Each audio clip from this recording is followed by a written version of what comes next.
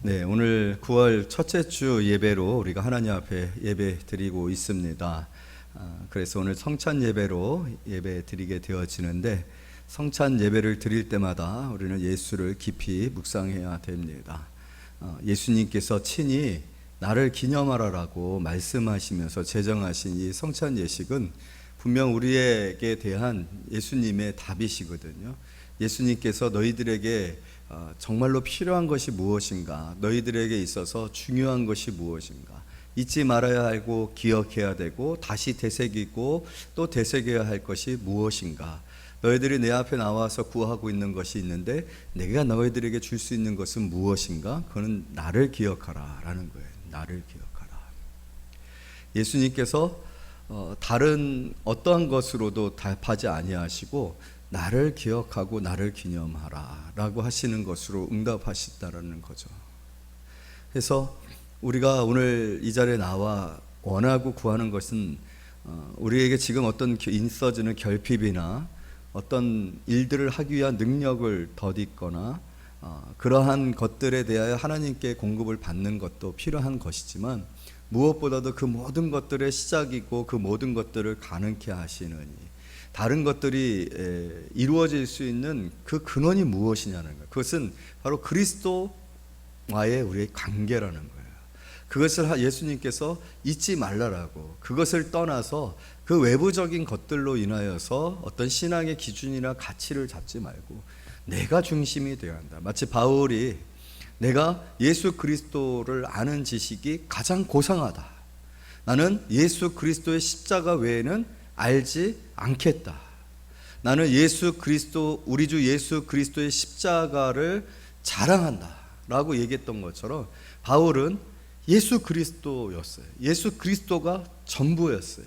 예수 그리스도적이었어요. 모든 것이 예수 그리스도예요. 예수 그리스도를 자랑한다라는 것은 그 안에 그만큼 충만해 있다라는 거예요. 오늘 우리가 자랑하는 게 무엇입니까? 오늘 우리가 입술을 열어서 말하고 있는 것을 한번 생각해. 내가 뭘 말하고 있는가? 나는 이렇게 했어. 난 이런 결정을 했어. 내게 이런 일이 일어났어. 내게 이런 신기한 일이 일어났어. 그래서 다 나예요. 우리 집이에요. 우리 아이예요. 우리 남편이에요. 우리 가게예요. 그러면 그 사람의 자랑은 뭡니까? 자신인 거예요. 자신의 삶인 거예요. 자신의 인생인 거예요. 그러나 우리의 입술을 통하여서 예수님께서 내게 이런 일을 하셨어. 예수님께 내가 이러한 기도를 드렸는데 예수님께서 내 마음에 이런 감동을 주셨어. 예수님 때문에 내가 얼마나 행복하고 복되고 참 축복을 받은 사람인지 몰라. 우리가 말을 하면 모든 것들이 예수님하고 연관되었고, 모든 것들이 믿음에 관한 것이고, 모든 것들이 기도에 관한 것이고, 모든 것이 교회적이고, 모든 것이 하나님의 뜻으로부터 내게 주어진 어떤 그 사명을 감당하는 삶이라고 되어진다라면, 그거는 뭐예요? 내가 예수 그리스도 중심적으로 살아가고 있는 사람이라는 거예요. 그러니까 우리가 뭘 자랑하고 있고 뭘 말하고 있고 내 입술이 열려 무엇을 말하고 있느냐에 따라서 그 사람의 중심이 뭐가 있는지를 말해주고 있는 거거든요. 그런데 오늘 예수님께서는 나를 기념하라라고 하셨어요. 친히 예수님이 아무것도 행하지 아니했잖아요. 여러분 마가복음에 보게 되면은 예수님이 거의 첩보원이에요. 첩보원 007 작전을 해요. 그래서 기적을 행할 때에도 많은 사람들이 있는 가운데서 기적을 행하지 아니하시고 항상 마을 밖으로 나가서 따로 1대1로 무엇을 원하느냐, 그렇게 되기를 원하느냐라고 말씀하시고 절대로 이거 말하지 말아라. 그런데 자신에게 일어난 일들이 너무 놀라우니까, 왜냐하면 앞을 못 보던 사람이 태어나서부터 전혀 앞을 보지 못했던 사람이 보게 되었는데, 여러분 같으면 그거를 말 안 할 수 있겠어요? 말할 수밖에 없죠. 그래서 예수님의 사역이 전파되었지, 예수님은 계속해서 자기를 드러내지 아니하라고 하셨어요. 그런 예수님이셨는데, 그런 예수님이 우리에게 예수님을 기억하고 예수님을 잊지 않게 하기 위해서 성만찬식을 행하시고, 잡히시기 전날 밤에 그러한 일들을 통해서 이 떡과 포도주를 나누면서 제자들에게 이것은 내 살이다, 이걸 먹어라, 그리고 이건 내 피다, 이거를 마셔라. 먹고 마시는 것으로 나를 기념하라. 여러분, 먹고 마시는 것으로 우리가 기념하는 것만큼 정확하고 확실한 기억이 어디 있겠어요? 뭘 먹었는지, 먹는다라는 것을, 마신다라는 것은 굉장히 실제적인 행위이지 않습니까? 그렇게 우리가 예수님을 먹고 마셔서 내 안에 예수님이 계시게 해라, 이런 의미거든요. 내 안에 예수가 있게 해라, 늘 예수를 생각하게 해라 라는 그런 말씀이시거든요. 근데 그 말씀의 핵심이 무엇입니까? 예수님께서 우리를 위해서 죽으셨다는 거예요. 예수님께서 우리의 죄를 십자가에서 감당하셨다는 거예요. 우리의 모든 사람들의 죄를 다 짊어지고 우리를 위해서 십자가에서 고난받으시고 죽으심으로 너희들의 죄가 다 씻겨져, 하나님께서 너희들의 죄를 다 기억지 아니하시고 용서하시고 의롭다 하셨다를, 의롭게 하셨기 때문에 우리에게 생명이 주어지고, 의롭게 하셨기 때문에 이제 하나님과 멀어져 있었던, 하나님과 분리되었었던 그 저주가 풀려서, 오늘 우리가 읽은 이 본문 직전에도 예수께서 세례를 받고 그 물에서 나오실 때 어떤 일이 벌어졌다고 했어요? 하늘이 열리고 닫혀 있었다라는 것이죠. 그러나 예수 그리스도의 그 세례를 통하여 하늘이 열려졌다라는 거예요. 하늘과 소통이 가능하게 됐다라는 거예요. 우리가 하나님 앞에 나아갈 수 있게 되어지고 하나님이 우리를 축복하실 수 있게 되었다는 거예요. 누구 때문에? 예수 때문에. 예수께서 무엇을 당하심으로? 세례를 받으심으로. 세례는 무엇입니까? 죄가 씻겨지는 일이죠. 죄가 씻겨지기 위해서 침례를 행한다라는 건 죽는다라는 거예요. 피 흘림이 없이는 죄사함이 없다라는 게 세례의 핵심 메시지거든요. 그래서 그 피 흘림이 우리에게 당연한 운명인데, 우리는 당연히 피 흘림을 당할 수밖에 없어요. 왜냐하면 죄에 대하여서 우리는 피로, 생명으로 밖에는 그 죄를 사함받을 수가 없기 때문이에요. 사함의 의미보다는 오히려 심판의 의미가 더 큰 거죠. 그런데 예수께서 우리를 대신하여 심판을 받으신 거예요. 피를 흘리신 거예요. 십자가에서 제물이 되신 거죠. 대속제물이 되신 겁니다.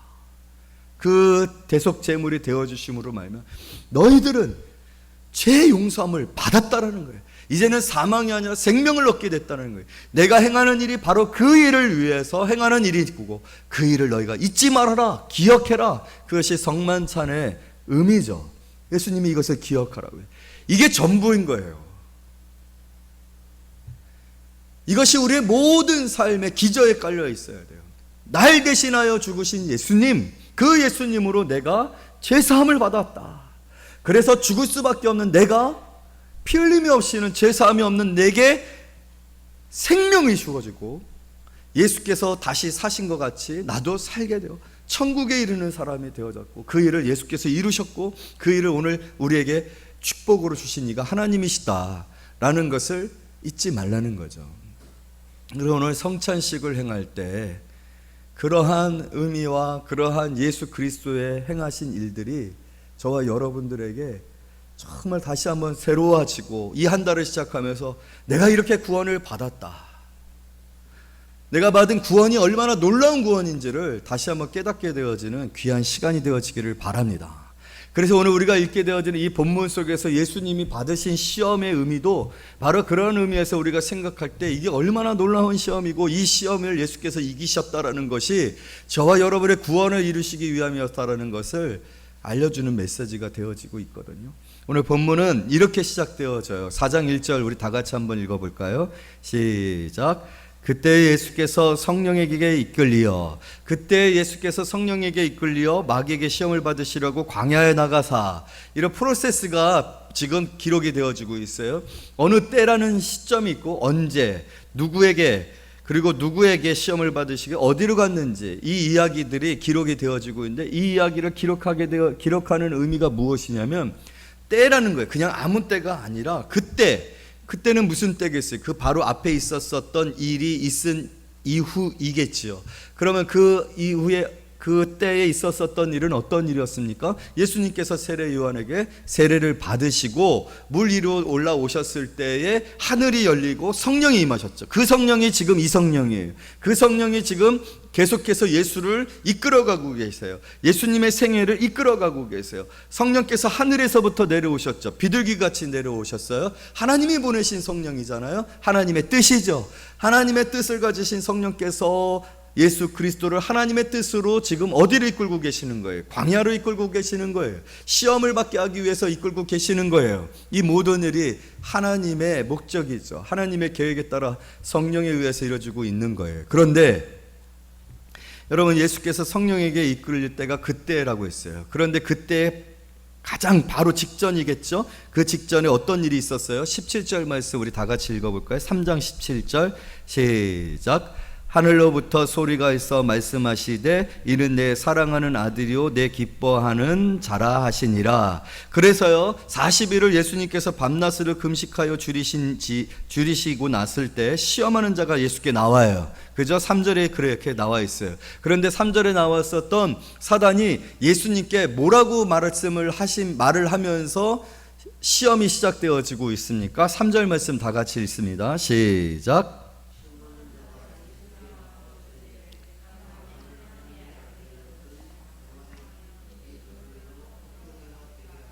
예수님을 향하여서 뭐라고 말하고 있어요? 내가 만일 뭐라면? 하나님의 아들이라면. 여러분, 그때 어떤 일이 있었습니까? 하늘이 열리고 성령이 비둘기같이 임하시고 하나님으로부터 음성이 들려졌는데 그 음성이 무엇이었어요? 이는 내 사랑하는 아들이요 내 기뻐하는 자니라 라고 얘기하고 있단 말이에요. 그런데 사단이 와서 예수님을 시험하는데 당신이 만일 하나님의 아들이거든 라고 하고 있단 말이에요. 그러니까 지금 이 시험은요 그냥 단독적으로 어떤 예수님에게 생에 일어났던 여러 가지 사건들 중에 한 사건이 아니라 앞에 있었던 일과 연결되어진 그런 메시지라는 거죠.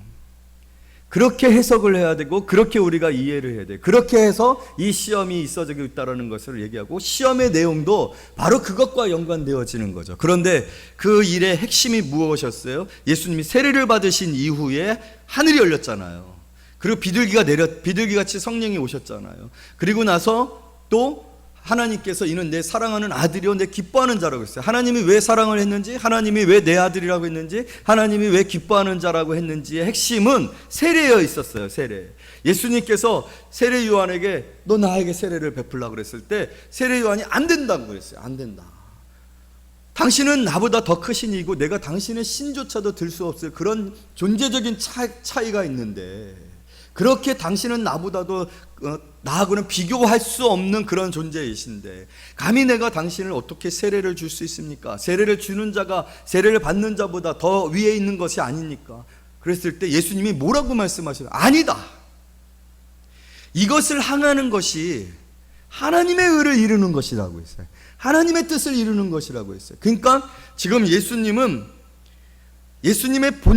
존재 자체는 세례 요한에게 세례를 받을 존재가 아니죠. 하나님이시잖아요. 제2의 권위를 가지고 계시는 이시예요. 그런데 하나님의 의가 무엇입니까? 세례 요한에게 세례를 받을 수 있는 존재. 그건 뭐예요? 인간인 거예요. 세례 요한에게 세례를 받을 수 있는 존재. 하나님이 아니라 인간이 되신 거예요. 그리고 세례를 받아야 될 존재, 죄인과 같은 존재가 되신 거예요. 그게 하나님의 뜻인단 말이에요. 하나님이 그것을 기뻐하신 거예요. 하나님이 그것에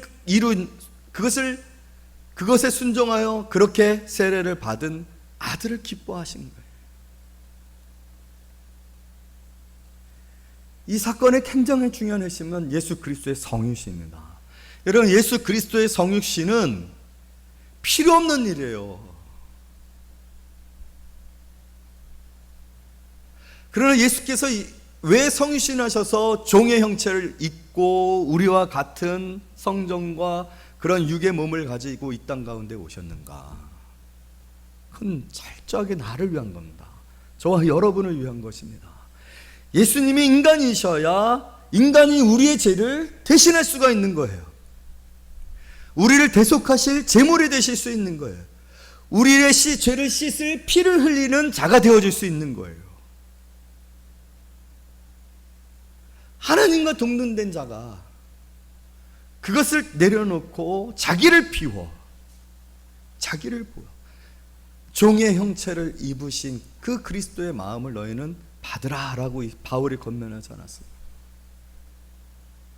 예수께서 지금 인간이 되신 것은, 인간이 되실 수 없는 이가 인간이 되신 것은, 인간이 되시는 이 비하, 낮아짐, 이 제한, 이 한계, 이 불편함. 여러분, 오늘 예수님께서는 광야에서요 40일을 금식하셨습니다.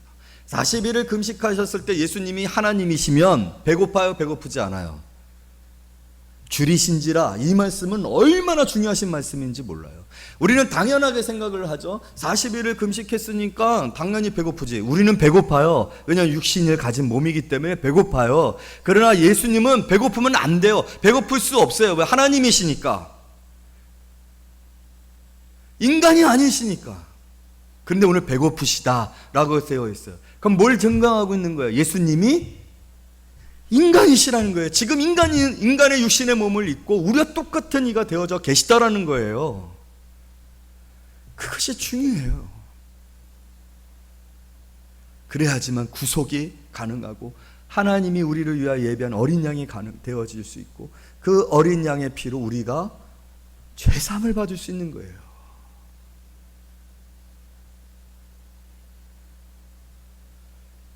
예수께서 우리를 위해서 그렇게 육신이 되신 거예요. 인간이 되신 거예요.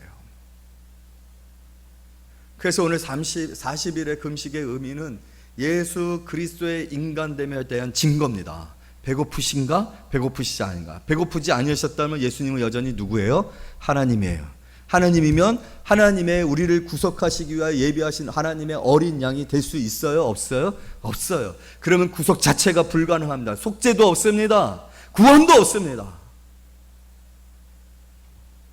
그걸 바로 지금 사단이 시험하고 있는 거예요. 사단이 시험을 하고 있어요.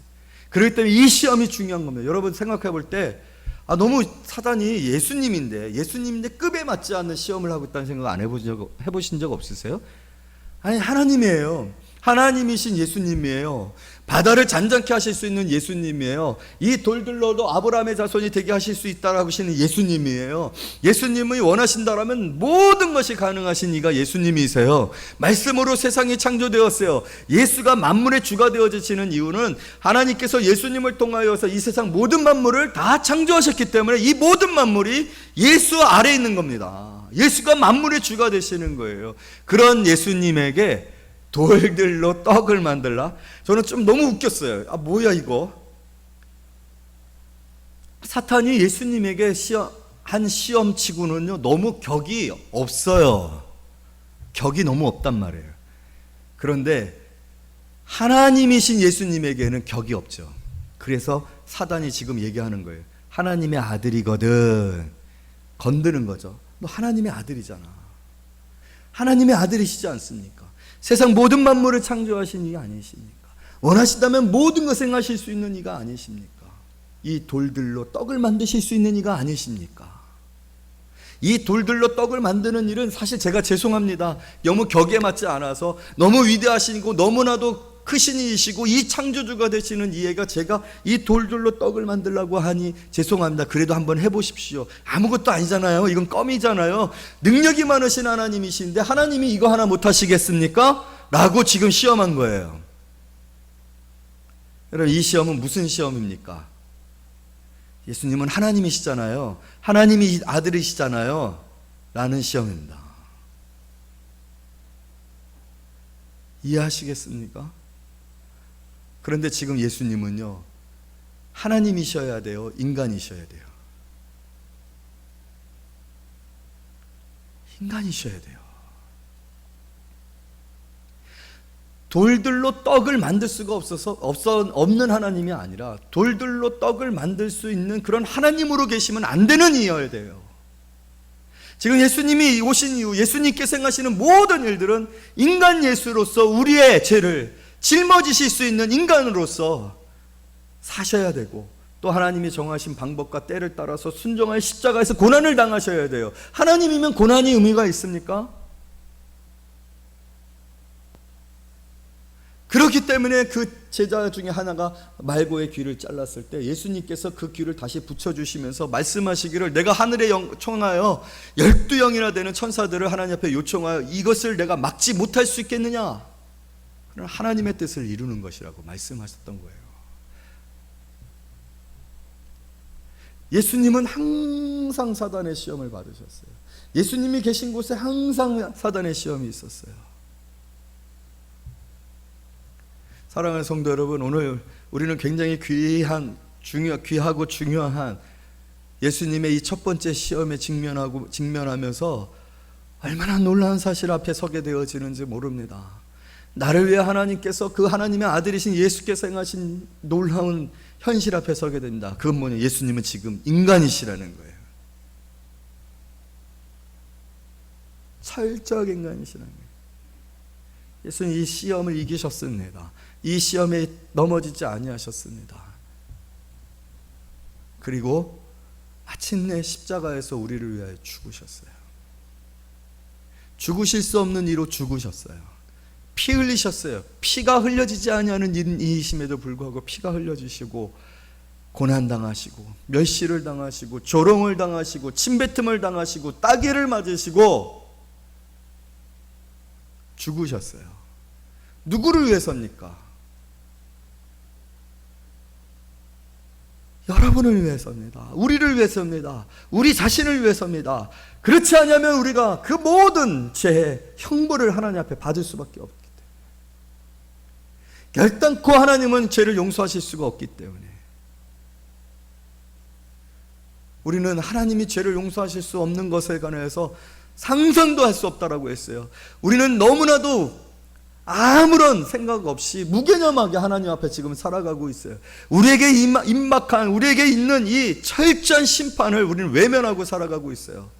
여러분, 우리는요 너무나도 지금 그 한나놈 그 태풍 앞에 서 있는 것 같이 우리는요 그렇게 서 있는 거예요. 어제 뉴스를 보니까 그 광안리 그리고 해운대 그 주변에 바로 바닷가거든요. 진짜 우리 저기 집 출구하고만큼 정도밖에 떨어지지 아니할 정도로 카페라든지 그런 이제 상가들이 있어요. 태풍이 지금 부산으로 지나가는데, 최대 태풍이 지나가는데 운명이 정해져 있어. 어떻게 될지 뻔합니다. 참 기도 우리 많이 해야 될 것 같아요. 피해가 없고 또 생명을 잃는 분들이 없고 잘 이 위기를 넘어갈 수 있도록. 그런데요 여러분, 예수님이요 그 모든 진노를 다 홀로 막으셨어요. 다 감당하셨어요.